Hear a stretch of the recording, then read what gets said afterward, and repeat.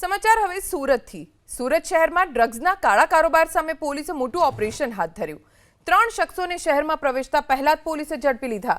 પોલીસે તેમની પાસેથી ડ્રગ્સ, કાર, મોબાઈલ ફોન સહિત 8.60 લાખથી વધુનો મુદ્દામાલ જપ્ત કર્યો છે। પ્રાથમિક પૂછપરછમાં આરોપીઓએ પોલીસ સમક્ષ મહત્વના ખુલાસા કર્યા।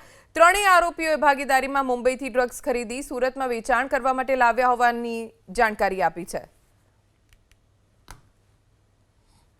એસઓજીને એક માહિતી હતી કે મહારાષ્ટ્ર મુંબઈથી સુરતની અંદર એમડી ડ્રગ્સ ઘુસાડવાનો એક કારસો રચાઈ રહ્યો છે। એસઓજીને ઇન્ફોર્મેશન મળતા કપલેતા ચેકપોસ્ટ ખાતે એસઓજીની ટીમ ગઈકાલે રાત્રે હાજર હતી। તે દરમિયાનમાં એક હુન્ડાઈની ગાડી ત્યાંથી નીકળી અને તેને ચેક કરતા તેની અંદરથી 52.350 ગ્રામ એમડી કે જેની કિંમત 1,57,000 રૂપિયા થાય છે અને ગાડી સહિત ટોટલ મુદ્દામાલ જે છે 8,60,550નો થાય છે એ જપ્ત કરવામાં આવ્યો છે।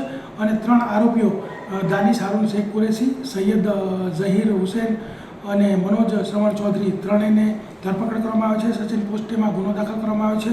આ ત્રણેય આરોપીઓનો ઇતિહાસ એવો છે કે અગાઉ પણ સચિન પોસ્ટેમાં આ ત્રણેય વિરુદ્ધમાં એનડીપીએસનો ગુનો દાખલ કરવામાં આવ્યો છે।